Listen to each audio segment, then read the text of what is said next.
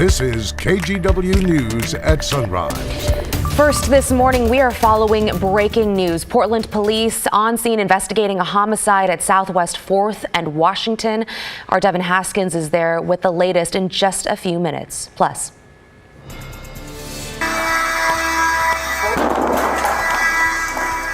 And we can't go in. Explosions coming from inside. St. Helens police arriving at that retirement home fire, but they could not get inside. Now video from a body camera shows how they pulled residents through the windows to escape the flames. We'll have a closer look coming up. And a recent report that found systemic abuse within women's soccer is impacting the sport at all levels. I look at my daughter and I say, what's going to happen? How am I going to protect her from something like this happening in the future? It could happen as a youth. This morning, local youth soccer leaders are sharing their reactions. And a united effort to fight climate change. The agreement West Coast states just signed to reduce carbon emissions. Good Friday morning to you. Thank you for waking up with us. We made it to the end of the week, guys. Yes. Yay! We're going to cross the finish line. I know. And it's going to be a warm finish line. Right. Yeah. Very warm. Yeah, so our average high for this time of the year is 68. Yesterday we were 81. Oof. Today 83. Unbelievable warmth. All right, let's get to the weather wall real quick. The live look outside from our Rose City Sky camera, checking out the lights of the Morrison Bridge there. It's a little foggy in some cases, not in this shot, but 58 degrees right now at PDX.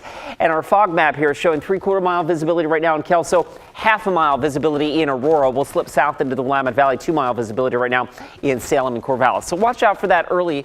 But our bus stop weather outside of the patchy fog is focused on sunshine and very warm temperatures this afternoon. I've got Portland in the low 70s at noontime, topping out at 83 degrees this afternoon. Ladies. Okay, thank you so much, Chris. We begin this morning with breaking news out of downtown Portland. Portland police are investigating a homicide near Southwest 4th and Washington after responding to reports of a shooting. Let's get right to our Devin Haskins, who is live on scene for us this morning. Devin, so far, probably not a whole lot of information, but what can you tell us?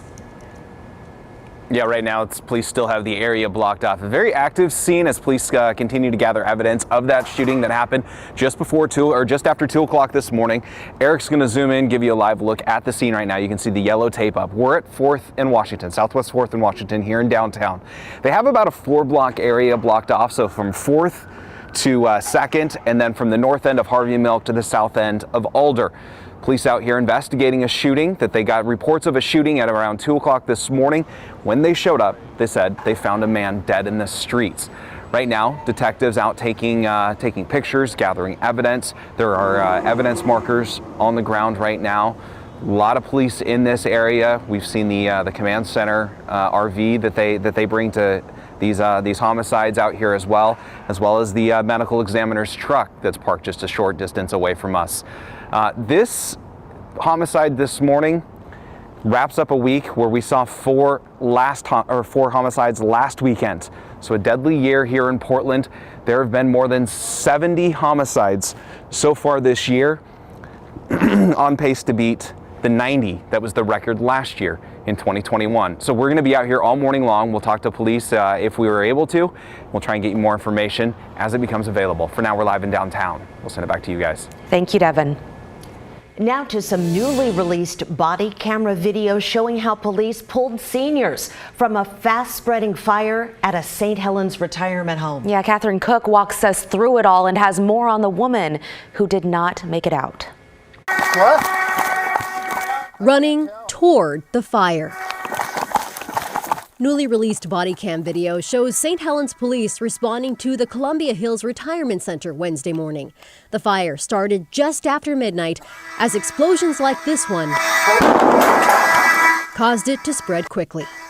Unable to reach residents from the inside, We got you. We'll get you out. police met them at their windows. There you go. All right. There you go. There you go. All right. Okay. Are you okay? Yeah. We got to get you out of there.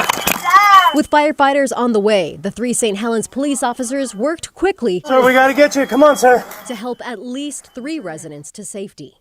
Firefighters also saved some residents who were trapped in burning apartments. Sadly, one of those rescued residents, not shown in this video, later died. Linda Stagg Newman was 74. Her family shared these photos with us from a time gone by.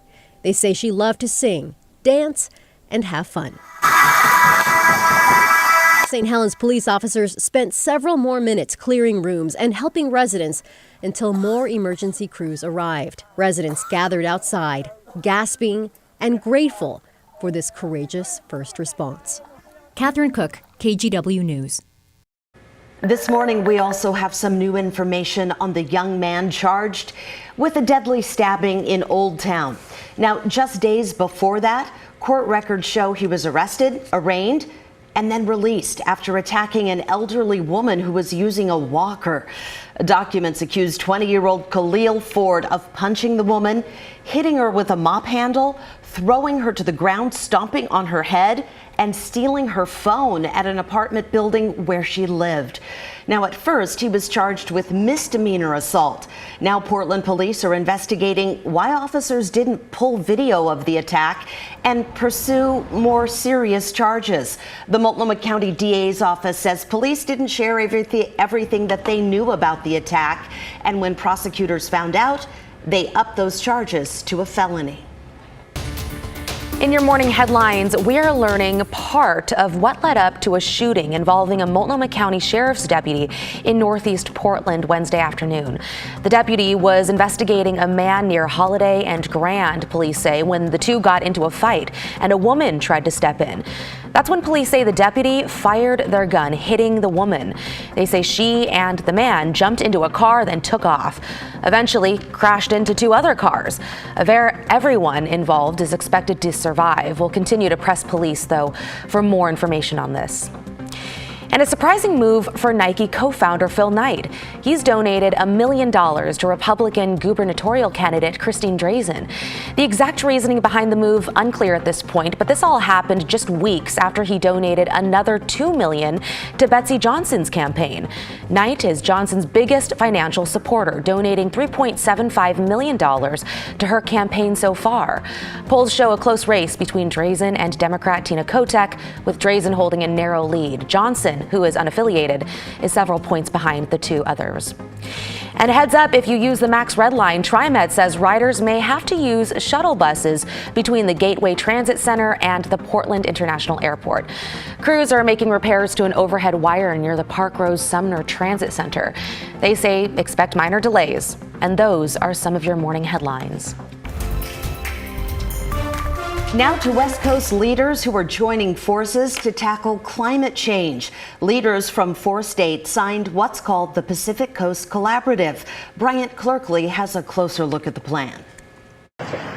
These 4 leaders you're hearing for today, we have watched, we have smelled, we have suffered through the smoke. After years of deadly wildfires and intense heat waves across the West Coast, the governors of Washington, California, Oregon, and the Premier of British Columbia came together to sign the Pacific Coast Collaborative. The goal, build a low-carbon economy by significantly reducing greenhouse gas emissions. Oregon Governor Kate Brown says the impacts of climate change can't be ignored or denied.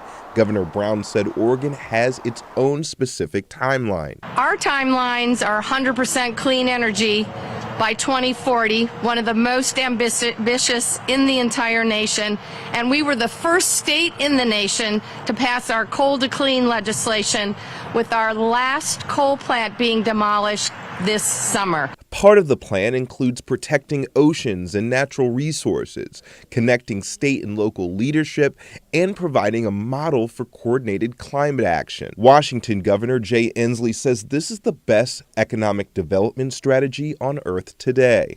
Because we understand the best economic prospects is to build a clean energy economy, to put people to work building silicon anode batteries in Moses Lake, to put people to work in solar cells in Bellingham and California and British Columbia. West Coast states have already banded together to ban the sale of new gas-powered cars by 2035 in favor of EVs. This plan goes farther by reducing food waste 50% by 2030 to reduce greenhouse gas emissions, zero-emission transit buses, and increase wind and solar energy sources. We have hit our goal of putting 50,000 electric vehicles on Oregon roads. But most importantly, we did it by centering equity to make sure that EVs are accessible to everyone. We're providing EV rebates for people with low incomes and providing EV rebates for used EV purchases. Bryant Clerkley, KGW News. And if you are headed to the coast this weekend, keep a close eye on the ocean. That's because a sneaker wave hazard is in effect today and tonight. Sneaker waves can sweep people right out into the water, or they could also toss up large, dangerous debris like logs. So here are just a few tips. You got to stay off the jetties if you can. Don't turn your back to the ocean. And watch kids and pets closely. It's a timely warning because the weather is going to be nice, and so more people will be going to the coast. Yeah, and one of the things that causes this, it generally, is that we get in this long period swell, what they call, which is basically the period between waves, right? Mm-hmm. And as that period lengthens here, our northwest coast is a little more susceptible to that. It's when you're just kind of standing there and you've been watching the water for a little while, and the waves are coming up about so high, and then all of a sudden you get one wave that comes 100 feet higher up the beach, and we know to that point you never turn your back on the ocean, right? Yeah. So good advice there. Let's take you live right now to the Oregon coast. There is Yaquina Bay. It's dark, it's early, it's a little foggy as well. If you look off in the distance, you can see the little blinking red light on the top of the Yaquina Bay Bridge this morning. So there's some patchy fog at the coast. The coast forecast today actually looks really nice. Once the fog burns off, we should see a reasonable amount of sunshine. We'll go partly to, in some cases, mostly sunny. Temperatures in the mid 60s along the Oregon coast. So that's really, really nice for this time of the year, of course. We hop out into the Columbia River Gorge. It's going to be toasty in the Dalles. Check that out. Getting up to 88, 85 in Cascade Locks. Breezy east wind at 10 to 25 miles per hour. And as we hop over the Cascades across central Oregon, despite the cool start, you folks will have a nice recovery into the 80s this afternoon. Portland probably gets to about 80, maybe 82 this afternoon. Near it in Longview, Corvallis tops out at 80 as well. And hopping over the Cascades and heading out into eastern Oregon, John Day, the 80s, Pendleton pretty close to it, 79 or 80 degrees. So a very warm Friday across the region, right? 80s in October, that is not a slam dunk that happens every year. We average 1 per year. We had no 80-degree temperatures last year. This year so far, 4. And the record for 80-degree heat in October is 6. Let's see, so today makes 5, tomorrow makes 6, Sunday makes 7. And you know what? As we go deeper into the forecast, this is going to the middle of October. This is the latest outlook from the Climate Prediction Center. It has a bullseye, which means high confidence of above average temperatures continuing all the way through October 20th. This is just some unbelievable warm weather and dry weather, of course. There's no sign of rain in the forecast. That chance of rain that we had for Monday and Tuesday of next week has kind of gone by the wayside. A warm, hazy weekend in store for the region with temperatures in low 80s. We cooled off a little bit next week, and then we march right back into the upper 70s to low 80s by the middle and latter stages of next week.